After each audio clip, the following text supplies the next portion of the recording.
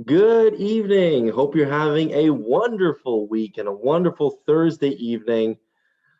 People are trickling in. I have a feeling we're going to be a much larger crowd tonight as we discuss multifamily properties in the US. So we're going to talk about five plus units. So five plexes, 10 plexes, maybe even larger. We'll see where it brings us.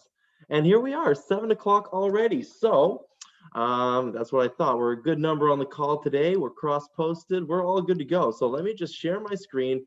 I'd like to welcome just quickly. I see Asan, Alejandro, Ann, Danny, Diana, Dom, James, Jarrett. Wow. Okay, Peter, Sergio, Stanley, and more trickling in and on Facebook. So wonderful. Thank you for taking the time this evening.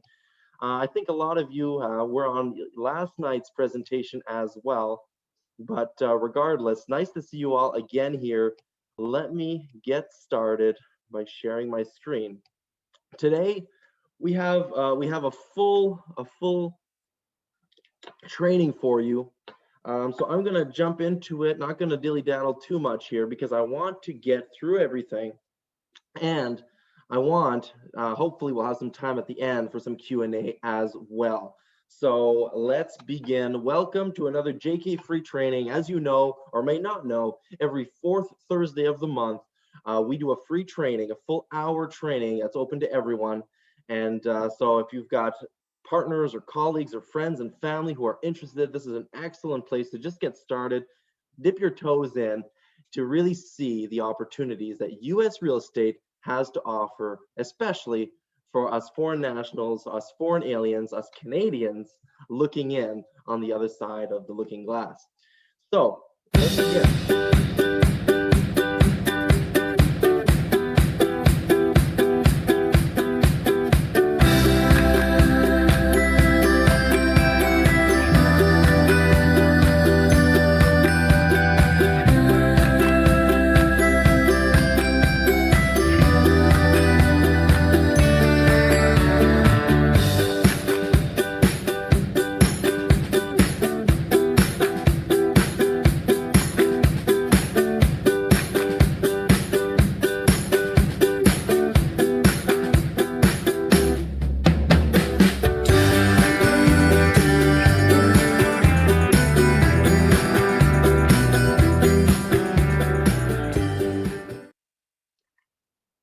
Well, how cute is that, right? We were digging through our files and we came across this, a little video that we had created, oh my God, about a year and a half ago almost now. You might have seen that I lost a little bit of cheeks. So all good, all thanks to real estate and the real estate community that we've built around us. So that was JKTV. Now, last month, if you missed, you can dig back in Facebook, or if you're in our Now for Tomorrow Club, you can go back and check. Last month, we discussed small multifamilies. So basically duplexes, triplexes, and quads, and how those could correlate to actually comes pretty big cash flow. So that was last month's training.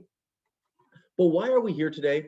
We're here today because you might have heard a couple of times, you might have been following us for a while, that there is a huge difference between Canadian real estate and US real estate. Here's an example right here. For about $1.5 million in Canada and Toronto, you basically get, a nice home, a nice single family home.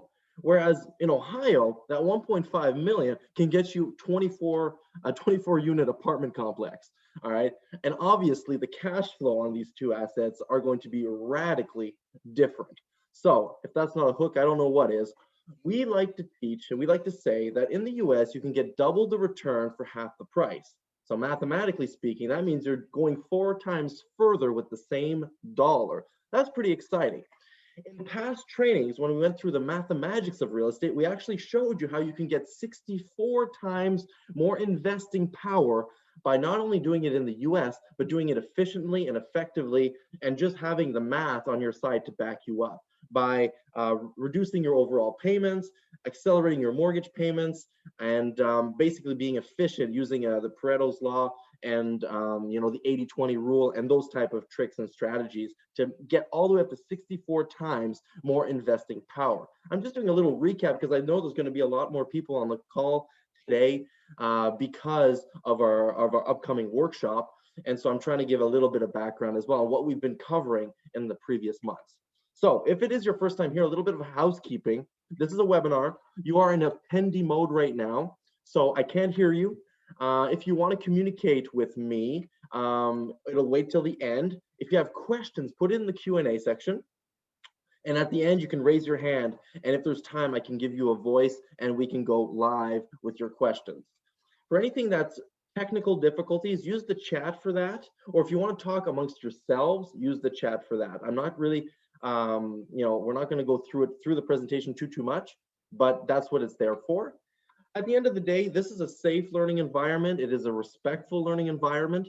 Anybody who's not following the rules and being kind and cooperative rather than competitive are going to get kicked out, just the way we roll. So you see here, someone just wrote in the chat, so I'll just pop that open. James says, hi, Kyle. Hi, James. Hope you're having a wonderful evening. James, for those of you who don't know him, he is definitely not a shark, right? He's one of those dolphins that you do want to get to know. Excellent. That's you, Kyle. Nice to see you here. James, don't worry, I'm not kicking you out.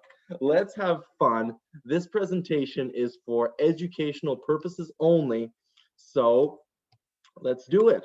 A little really quick background on us. Janie, our fearless leader, as you saw in the video, she's the reason we're all here today, including myself.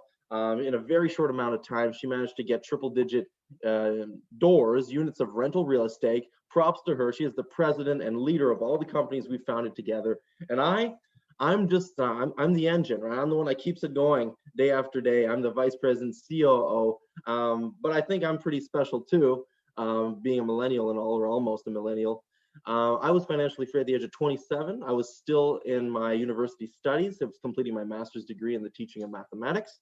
And what makes me pretty sexy, I think, is that I actually never used any of my own money to buy any of our properties.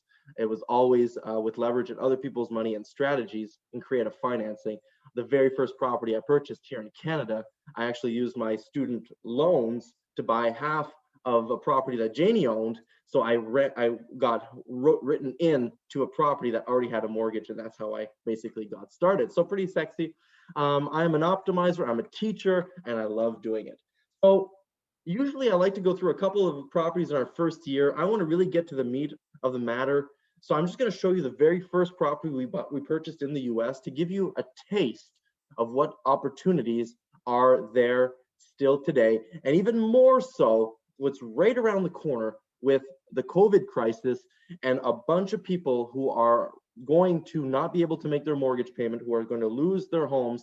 And this is an opportunity for us to either take it off the bank's hands or help them avoid a bankruptcy, a credit default, or just a divorce or just a bad situation. We can come in there and help. This is an example. This is the first property we purchased. We purchased it from a bank. It was a bank-owned REO property, real estate owned bank repossessed property. We purchased this property for $9,000. Okay, it was the very first property we purchased in the US. $9,000. That's like the quarter of a parking spot in Toronto. Okay, it needed a little bit of love. $30,000 in renovation. So all in for about $40,000. Today it's worth $100,000. And as soon as we done the renovation, we finished the renovations, we slapped a tenant in there. It was actually a government subsidized program, so guaranteed rents, and we cash flowed $200 a month. Since then, we've actually converted. Last year, we turned it into a short-term rental property, and now it's cash flowing, even through COVID, much higher than $200 a month. So very interesting, I think, case study. There's a bunch of questions, a bunch of things that we need to learn to do this business, the US real estate business, remotely and successfully. That's why we have these free trainings for you. That's why every Thursday as well, we have our JK deal reveal. That's why we give the trainings and we have e-course. That's why we do all this.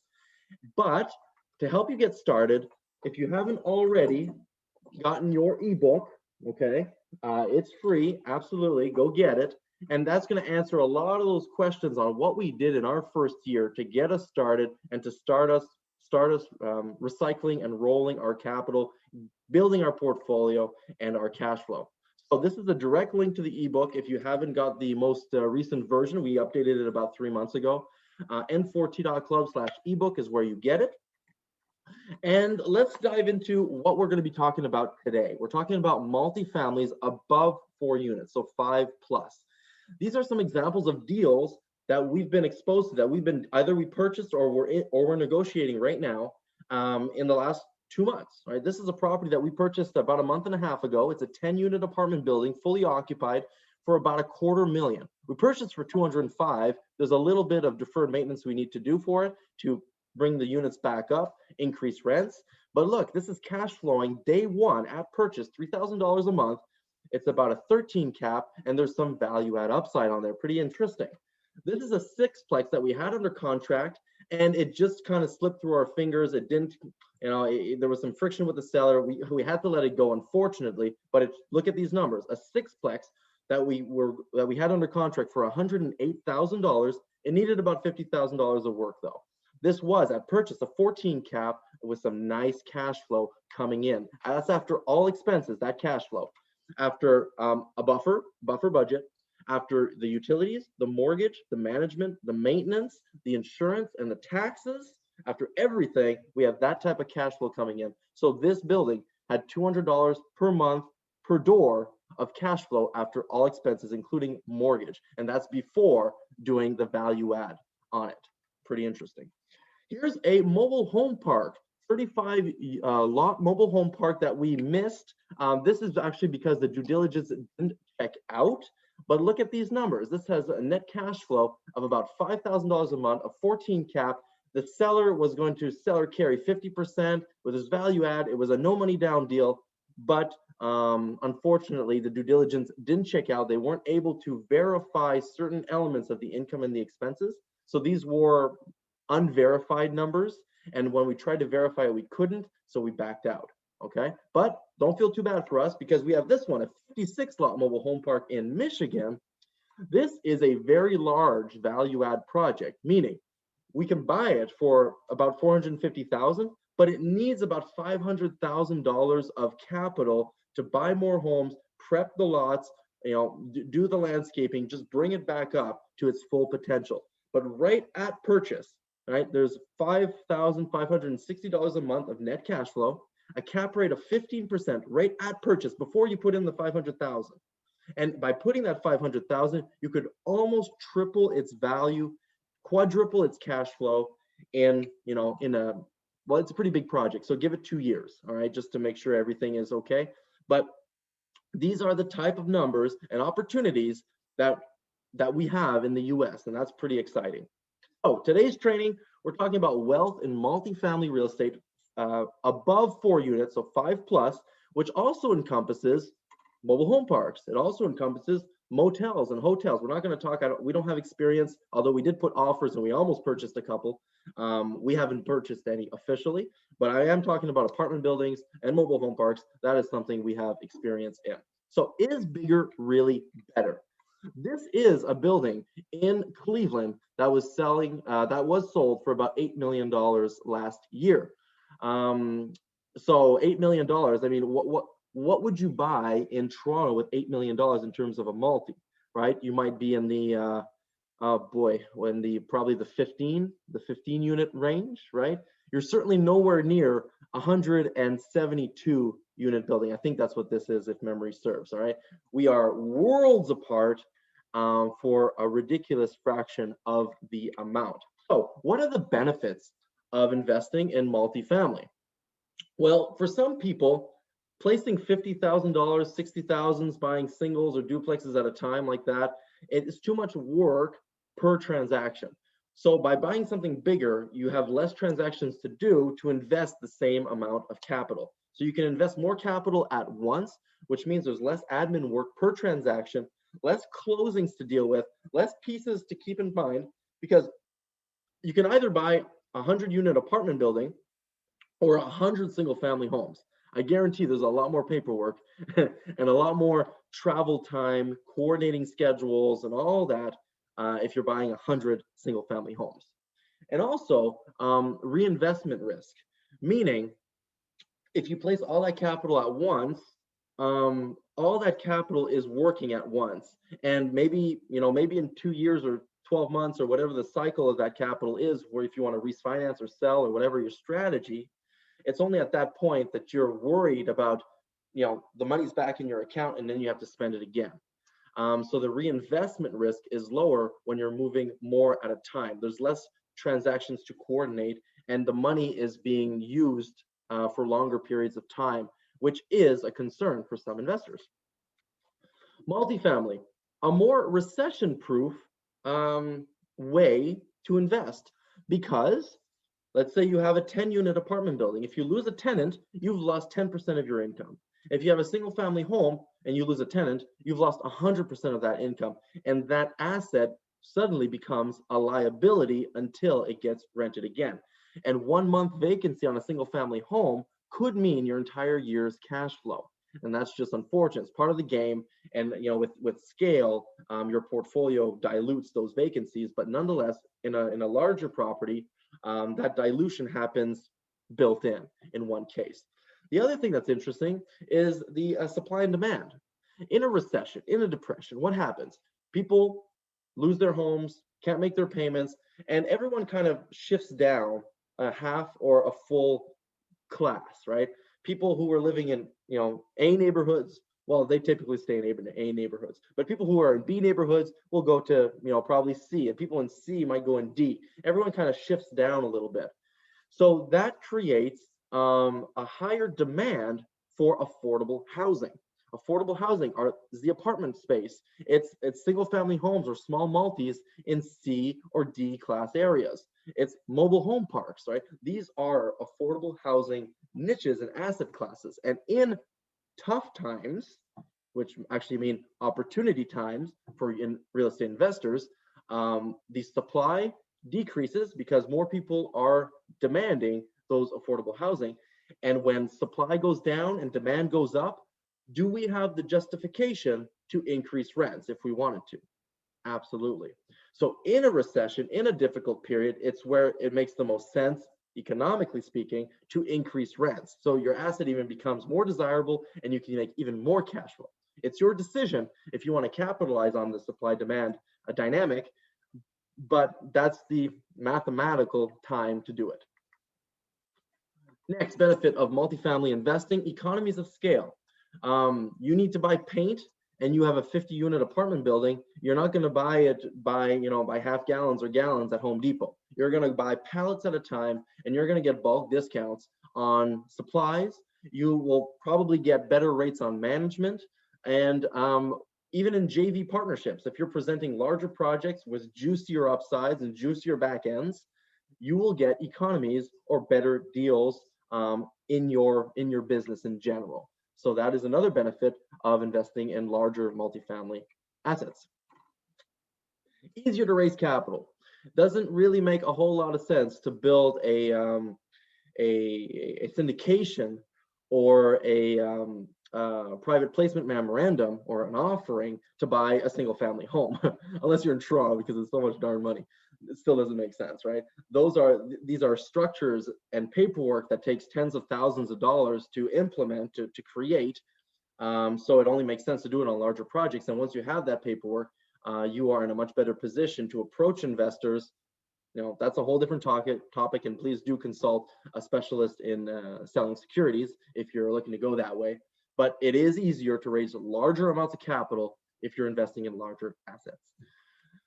And just on that note, some investors, they like to know specifically what building, what address is being invested in.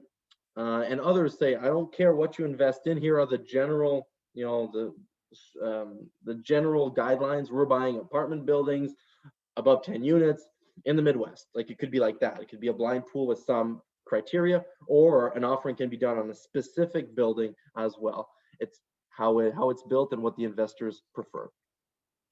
Another benefit of multifamily investing is that the value of that asset is not just based on comparables like a single family, a duplex, a triplex, or a quad are. The 1 to 4 unit space, the value of that building is based on what other properties of similar size, location, condition, and amenities sold recently nearby. That's how you determine the value of that property. In the multifamily space, 5+ multifamily, The value is not determined by what others are selling at. It's determined by how much that building is generating net after all expenses, net in 1 year. It's a multiplier on the net operating income, and that's how you determine the value of a building. So just in this picture right on the screen right now, just from here, if I see these numbers, and if they're true, obviously, in Cleveland, I know that this building is worth a specific amount without an address, without anything. I can tell you what it's worth, and I can tell you what I'd offer, which is very, very powerful when you're picking up the phone and starting a negotiation or a conversation with the seller. More benefits. Yeah, there's a whole bunch of benefits here. With multifamily investing, because the value is driven by the net income that it generates, we can control and force appreciation. We don't have to wait for inflation. How do we do that?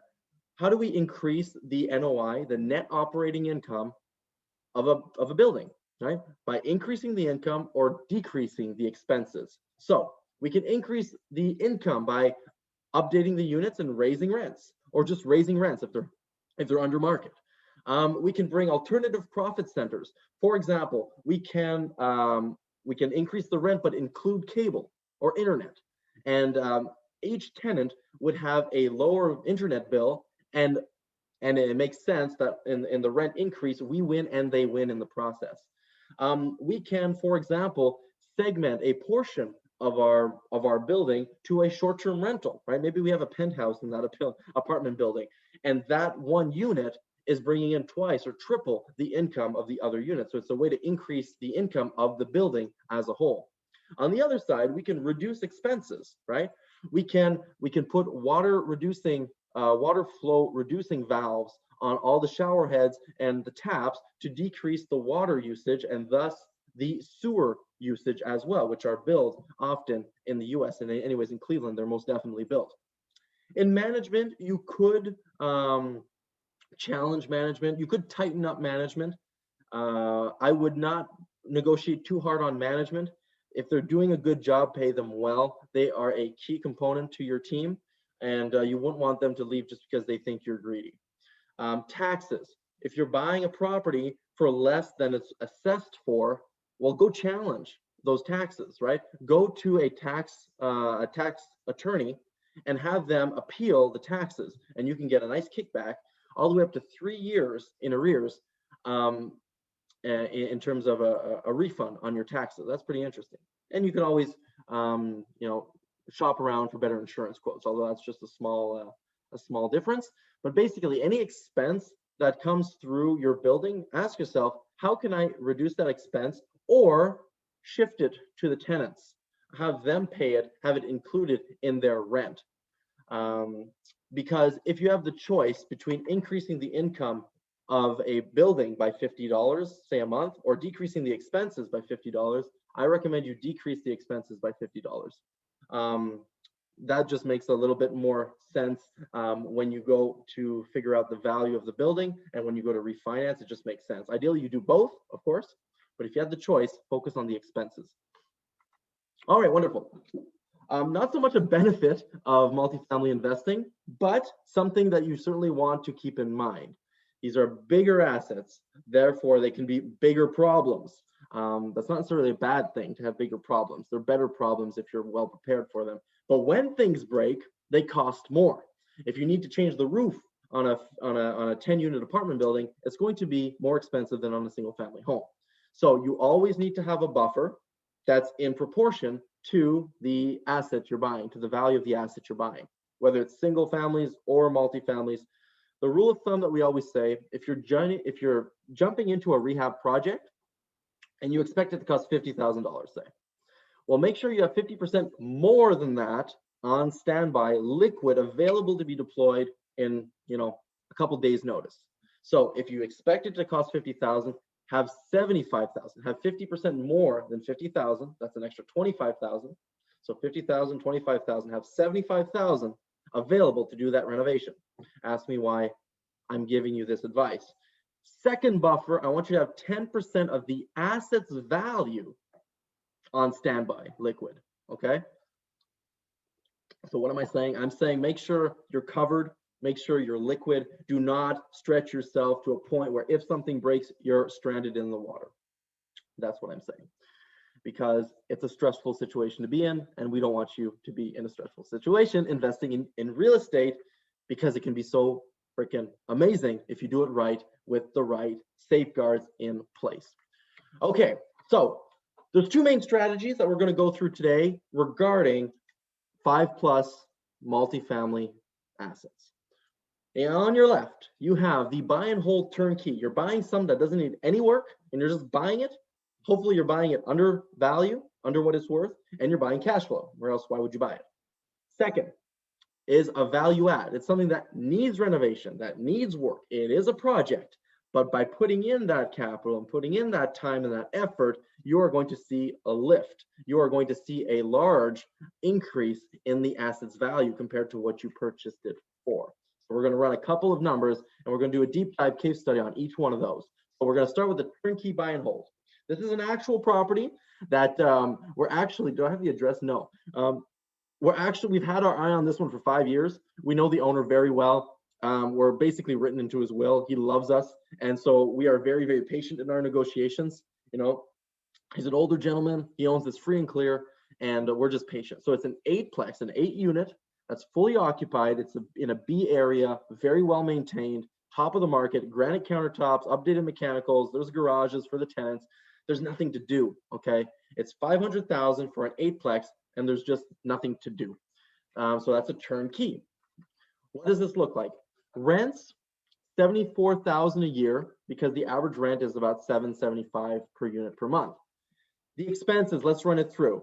Our first category of expenses, as I always say, is the shit, or it's the Greek god Atos, right? It's all the other shit. So what is your shit buffer, your shit budget? I'm talking vacancy, CapEx, oopsies. You decide how conservatively you want to buy, but I put it up front so we never forget. Next is utilities. In this building, the owner pays for water, sewer, and trash, which is typical for the multifamily assets in our market anyways. And the tenants pay for gas and electric. So the owner's responsibility is $7,500 a month. There's management at 10% of collected rent. Rents are $74,000 a year, so management is $7,400 a year. Maintenance on multifamilies, 2+, right? As soon as you start getting into multifamilies, duplexes, and so forth, I like to budget $50 per unit per month in maintenance. You need to clean the gutters. You need to service the furnaces. You need to change the filters. You need to maintain these buildings. You need to paint them once in a while, and so forth. So $50 per unit per month. On this building, we're at about $3,000. Insurance, $4,000 a year. Taxes, about $10,000 a year. So if we add up the numbers and we want to do the cash flow analysis, we have $74,000 of income coming in. We have about $32,000 of expenses that are coming out. What's left over is our NOI, our net operating income, of about $41,700. Okay. I didn't have a mortgage in my example, just for the simplicity of the calculations here. This is if you were to buy it cash for, how much was this asking? About $500,000. Okay, you buy this cash for $500,000, and it's generating net $41,700. Not bad. I mean, if you're in Montreal, if you're in Toronto, if you're in Vancouver, you might be like, holy crap, that's probably twice as better. That's twice the best property I've seen in the last 10 years, right? So what is the return on investment? Let's do a quick calculation. So how do we calculate your return on investment? You take your net operating income and you divide it by the capital invested. So that 42,000 approximately divided by about 500,000, you get Yahoo! You get an 8 cap, an 8% return on a cash purchase. Not bad, not bad. It's a good place to start. But there's a reason we haven't purchased this property yet, right? Because an 8 cap isn't all that exciting per our standards. So it's still available. If you're interested, let me know. We can have a conversation. But what's the value of something producing $41,000 a year? You might just be, oh, I'm getting 8% on my money. That's good enough for me. I don't care what it's worth, right? Where others are, no, I need to buy it for less than what it's worth. I need to buy equity. I need to buy money at the purchase. And then there's other people who want them both at the same time, right? Raise your hand if you're in that category. So we need to know the value of a building that's generating $41,000 per year NOI. So this is how we calculate the market value of a 5+ unit apartment building or multifamily asset. We need to know the NOI. Okay, it's 41,000. We're going to divide it by the market cap. All right. This is, you can ask your local realtor, someone who operates in this space, go on the MLS, go on loopnet.com and go see what the average is being sold at. What is the average cap rate for a turnkey property of that condition in that area? All right. And in Cleveland Heights, where this one is located in the good side of Cleveland Heights, we're about at a 7 cap. Okay. So that means on average, these properties are being sold at a 7% return on their money. Okay. And so the market value is about $585,000. So how did I do that? You take the NOI and you divide it by the market cap. It's 7% in this case. So you divide it by 0.07. 41,000 divided by 0.07, you get $585,000. That is what the asset, really roughly, but fairly accurately, is worth. The seller is asking $500,000, so we are buying it at a discount. We are buying an 8% return on capital. Is that good enough for you to buy 85,000 or 88,000 is the real number of equity and an 8% return on your money? So in the chat, real quick, this will give me an excuse to look at the chat. Let me know if this is sexy for you. Let me know if this makes you want to listen more. All right, yeah, we got a couple of people who are interested. Absolutely. The location for that one is Cleveland Heights, Ohio. Metsier was asking. We got Daniel Hassan who say yes, yes, yes. Wonderful. Well, excellent. Looks promising, Sergio says. Fantastic. There's a couple of questions. We'll have time to get to the end, hopefully, to go through that. Perfect. Indira says it's good if you keep over time, cash flows plus equity. Absolutely. I like it. Okay. That's that. So let's do a little exercise, okay? Take out a calculator or a pen and pencil and then some paper, right? Because you can't write a pen with pencils. So let's do a little exercise. Let's say you were in a 10 cap market, okay? And we have a 50 unit apartment building and we increased rents for everyone in that building by $50 a month, $25 a month, okay? What is the increase in the market value of that building? That's all we need to know. Those 3 things are sufficient to figure out what we can do. What we can do to increase the value of that asset. So write it up in the chat. What's the increase in cash flow? Let's start with that. What's the increase in NOI? What's the increase in cash flow? And that increase is going to correlate directly to an increase in value. Sergio, you got it. Right in the kisser. Fantastic. Sergio says there's going to be an increase of $150,000. So let's run through how Sergio found that. We have a 50 unit apartment building and we're increasing rents for everyone by $25. By the way, there's a lot of places and states where there's no rent control. Ohio is one of them. So you can double rents overnight if you wanted to. Another huge advantage of investing in a pro-landlord state as opposed to a pro-tenant state or province like Ontario, Quebec, and New York. Very pro-tenant avec la Régie du Logement and all that not so fun stuff for landlords. But in Ohio, we've freedom, right? So long as the market can support it and you're buying something with under market rents, bring them back up to market rents. That's the value of that service. So going back, the increase in cash flow, you got 50 units that are all getting added $50 a month, and there's 12 months a year. So 50 times 25 times 12, your cash flow is basically going up by $15,000. Granted, there's a little bit more management to pay in there, but do you have more utilities? Not necessarily. It's the same tenants, you're just increasing rents. Do you have the same insurance? Yeah. Do you have the same taxes? Yeah. Do you have the same maintenance? Yeah. Do you have the same mortgage? Yeah. So the expenses do not go up proportionally with the rent increase. Really only management. So 10% of that 15,000 is going to get chunked away. But let's just keep round numbers at 15,000. But at least I disclaimed it. So if you're increasing the building by $15,000, the NOI of the building with $15,000, and you're in a 10 cap market, right? The lift, the increase in the value, you take the increase in NOI, 15,000, divide by 10%, the 10 cap, divide by 10% or 0.1, you have increased your net worth and your assets value by $150,000 in how much time? A month? 2 months? Right? And your property manager is the one who took care of it. So this is a huge advantage of the multifamily space. You can significantly and quickly increase the value of your asset by raising rents, increasing income, or decreasing the expenses. So hopefully this gives you a good idea.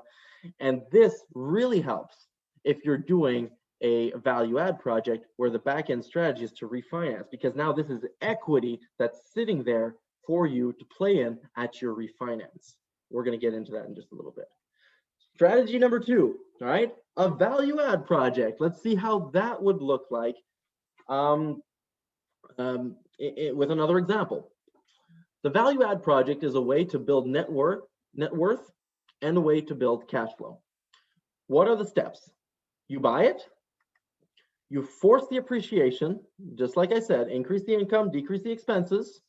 Generally, there's a rehab involved, and well, I don't want to say a significant rehab. It depends on the project, but typically there's a project and a renovation to be managed and done, and we're going to increase its value and stabilize the asset, ideally for 12 months with seasoned rents. So the banks see 12 months of stable income, stable revenues, so that they can really say confidently that yes, the NOI of this building is blank. And from there, they'll determine the asset's value and will refinance, cash out ideally all the capital that was put in. And if it was a home run, we'll cash out even more than everything we put in. So we get paid at refinance above what we put in. And now we have all that additional capital to repeat the process and do it over again with another property. So it's a BRRRR, right? But in the multifamily space. A BRRRR is the buy, rehab, rent, refinance, repeat. Well, in the multifamily space, it's the BRRRR, right? It's the bigger, better BRRRR, all right? That's how we want to look at it. So this is one that we almost purchased as well. We don't buy them all, right? They don't all make the cut. But here was a value add property, a real one, that we could have purchased for $175,000. It was 7 units, 7 garages, and needed about $50,000 of work to bring up the units. There were like 3 units that were really in need of some love. So 50,000 took care of that and the roof. And so this is not a turnkey project. And let's see how it would fare as a value add project. Okay, so as a value add, when we buy it, there's $48,000 of income coming in with the rents, about $575 a month per unit. The expenses, put in your buffer, utilities, management, maintenance, insurance, and taxes. I'll spare you the details, but similar situation. The owner pays for water, sewer, trash, and tenants pays for gas and electric. So step 1 is we buy it. We need to figure out what the value of the building is. So if there's 48,000 coming in and 32,000 expenses going out, net in 1 year, you have $16,000 remaining. If your market cap, by the way, this building was literally diagonal to the other one I showed you, 2 different owners, but it was literally, you can see them just across the street from one another. The market value, the market cap is the same. It's a 7 cap in that area. And so the value of that building right now, or right when we were negotiating at 175,000, you take the NOI, you divide by the cap, it's worth about 200,000. So we could buy it for 175. We needed to put 50,000 into it. So really we were buying it for 225,000, and it's only worth 200 right now. Okay. So that's a flag, right? That's a flag. you better have a nice lift, you better have a nice backhand to even consider this project, in my opinion. But regardless, these are what the numbers say. But it's not a turnkey purchase, right? We need to factor in all the income increases and expense decreases that we plan to do to increase the value of that building. So in this particular building, since it wasn't turnkey and it needed work, rents were actually significantly below market rents. So every one of those units could be increased by $100 to $150 per unit per month, okay? This is an $8,000 rental increase. Utilities were grossly mismanaged, okay? There was no control on the utilities, the water, the sewer, there was even a leak that was patched up, and that bill was just running. So we know we could decrease the expenses on the water and sewer in a heartbeat.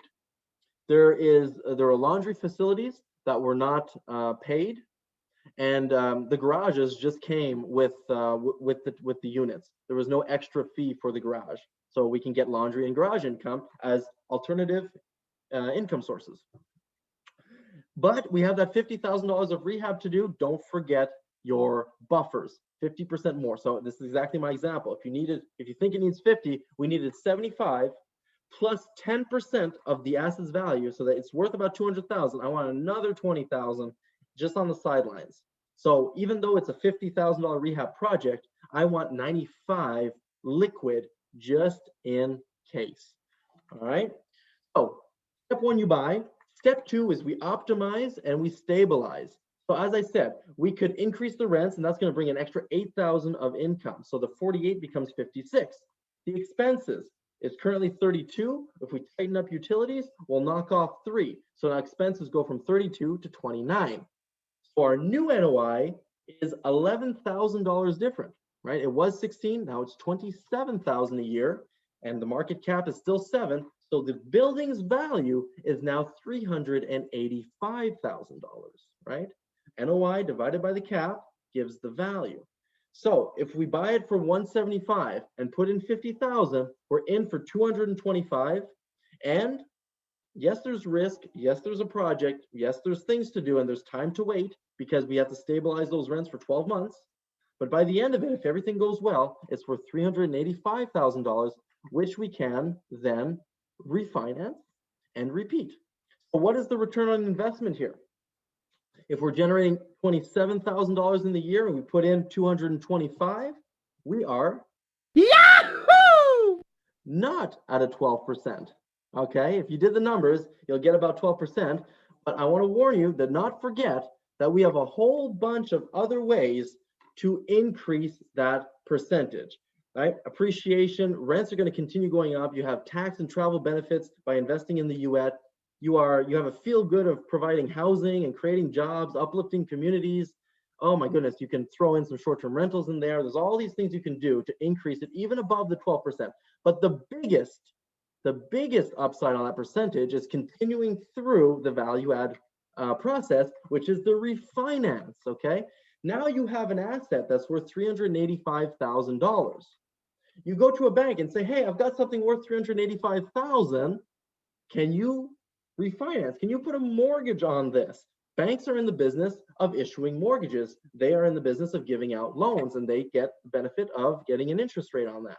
They say, great, I'll refinance you at 70% LTV, 70% loan to value. So they will put a mortgage of about $270,000 on that building for you. But wait, you were just in for 225. You bought it for 175 and you put 50 into it. So you're in it for 225 and they're going to give you 270. So this is a cash out refinance situation where you will get paid to refinance, get paid to buy it. You will get a check for about $40,000 at the end of this process. In addition to getting all your capital back, you'll get the 225 back, right? And you have that 30% equity that's still built into the property. You still got that buffer. So even if you were to, if rents were to, for some reason, decrease, or you lose tenants, or whatever happens, you have a 30% buffer of equity that's always going to be there for you. So you're going to get over 100,000 of net worth equity.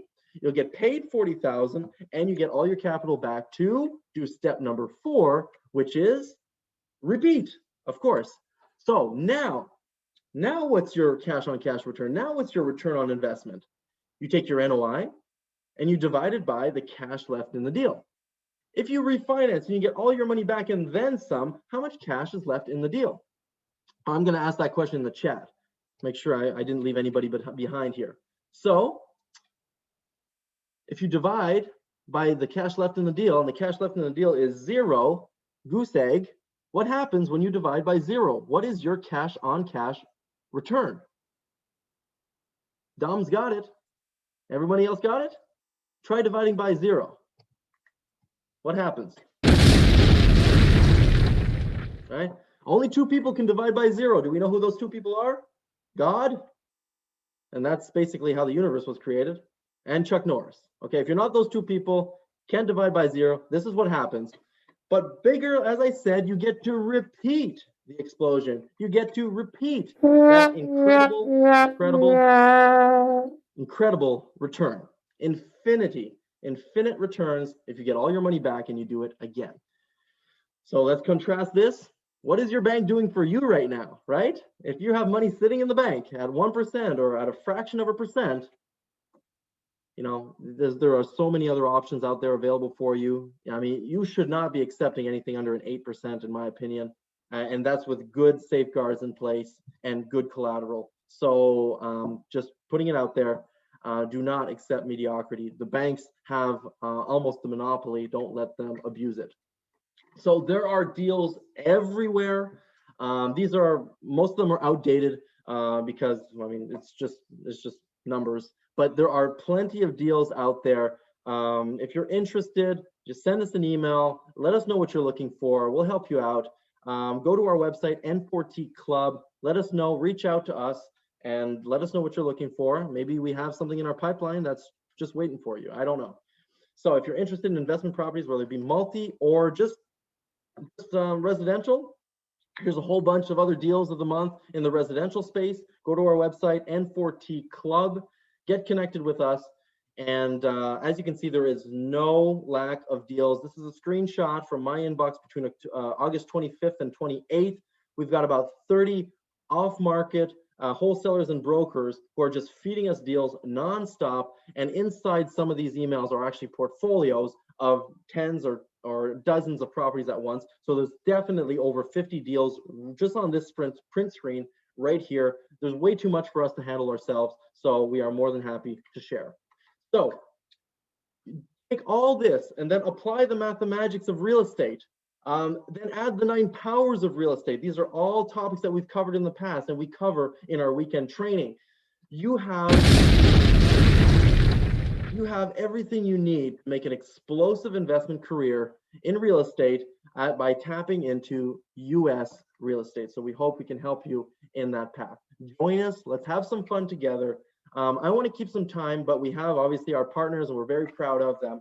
I do want to take a couple of minutes to let you know, because this one's time sensitive, starting Saturday at 8 in the morning, we're opening registration for our 2-day virtual masterclass. It's going all day Saturday, all day Sunday. We hope you to be there. We're already about 24 enrolled. It's going to be a wonderful time. We like to keep it about that at 24, but there's still some room. It's virtual. We're not doing a live event this time. So join us. We'd love to have you. I won't go through the whole gambit of everything you'll get, but here's some highlights.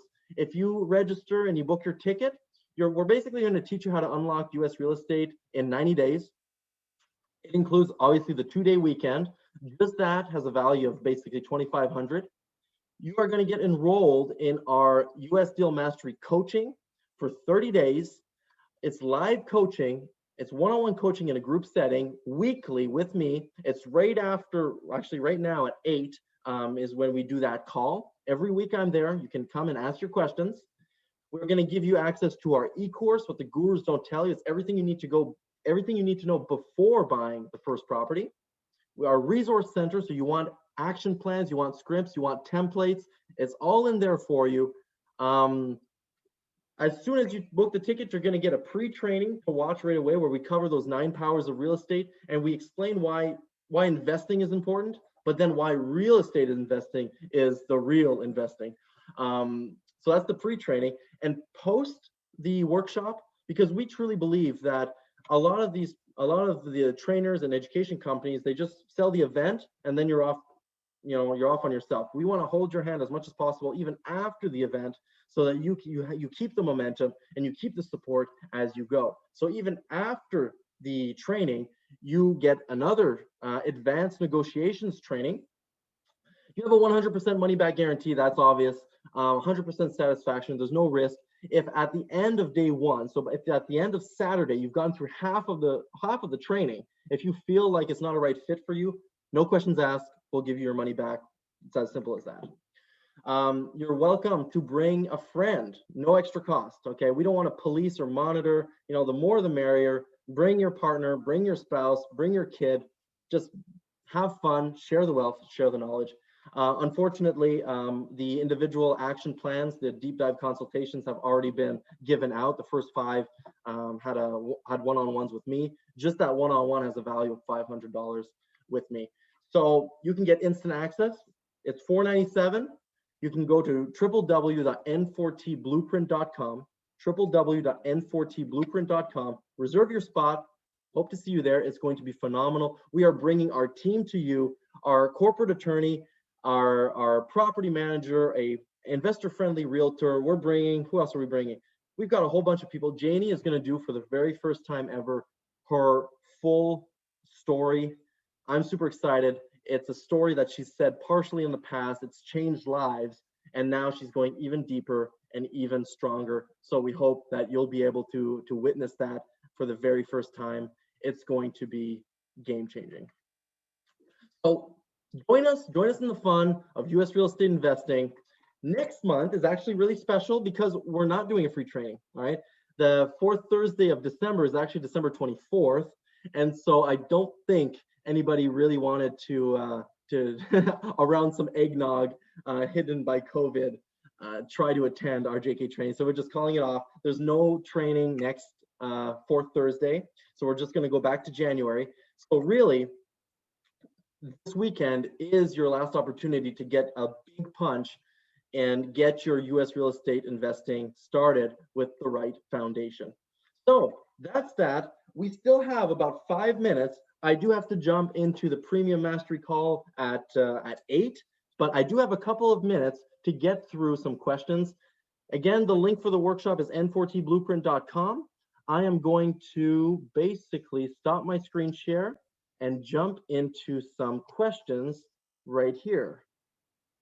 Yes, okay, Indira says, Holton Wise, do we know him? We definitely do know him. He is a big shot who basically does everything in Cleveland. And because of that, he has some tremendous marketing power. He is a broker. He is a partner. He's an agent. He's affiliated with insurance companies. He does basically everything. He's got his own channel, and so which means he's basically more expensive than you need to pay. But you can learn a lot from the guy and how he does his marketing. That's for sure. Can you share? So Hassan is saying, can you please share the link for the monthly deal recommendation for properties? I think what you mean is basically every Thursday, that's not the 4th Thursday, we do what we call the JK deal reveal.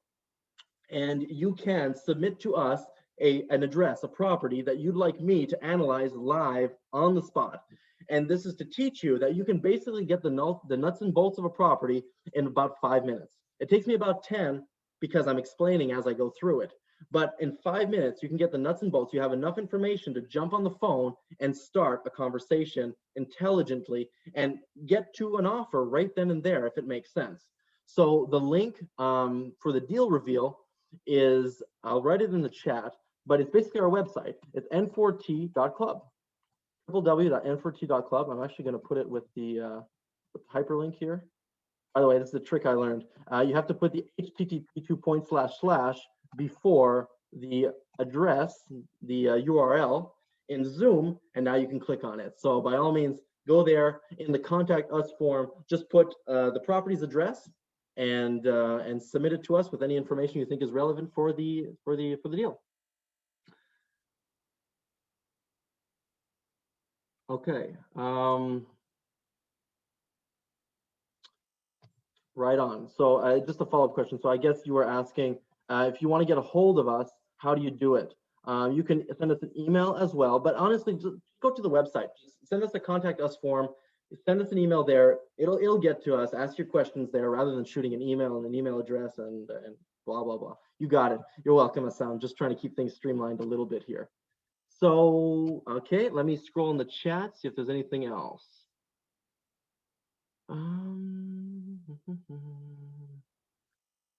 What else? Having a hard time with my chat here. Okay. Peter is asking just a little question on if there's been any law changes in the U.S. due to COVID. Absolutely, just like us, social distancing is a thing. But overall, the need for affordable housing has increased and will continue to increase. And the demand for subsidized programs like Section 8 in Cleveland, we call it CMHA, and Eden, Smile, veterans, all those have increased. And so if you're a landlord that's open to those programs, you have a much higher valued asset to the marketplace. And so yes, COVID has affected it. We've noticed that it hasn't negatively affected our portfolio more than a hiccup. So that's just very good because we focus primarily on affordable housing from the get-go, because we knew when we got started that there were going to be cycles. We know that every 10 years or so, there's a hiccup, there's a bump. And we wanted to make sure that when that happened, we'd be chill about it, and we'd be okay. And in the best case scenario, we even have a stronger asset because of it. So that's one change. And says, would be a good idea to translate to Canadian dollars so we can get a real comparison. Is the down payment for rental properties in the US 20%? If not, how is it scaled? Okay, so I mean, you can do your own exchange rate calculations. Just Google exchange rate of the day. Right now we're in the 131-ish range, so just multiply by 1.31 and you get your number, easy peasy. The down payments for rental properties, this is what I always say. I say out of the gate, expect 35%, okay? 35% down. Sounds high, but the prices are so small that the down payments are actually significantly lower than in Canada as well. So expect 35, but then if you come to the workshop, we're going to teach you like 13 different ways to buy properties creatively where you don't have to put that 35% down. And we can get the 20%, the 10%, the no percent, right? Or the -5% down. We never promise that you will only buy no money down deals like some people do, but we will show you how to do it. And if it's the best solution for the seller, it's obviously a good solution for us. So it's in those instances that we will go for those options. I think I answered Monsieur Lacaille on location. Quick question, Iker, sorry if I'm mispronouncing. I think this is going to be the last question. How much is typical for in your SHIT budget? In a single family or a residential property, I like to keep a $50 per month SHIT budget. Okay, it's pretty significant. In a multifamily 5+, $25 per month per door is what I like to use for the SHIT budget.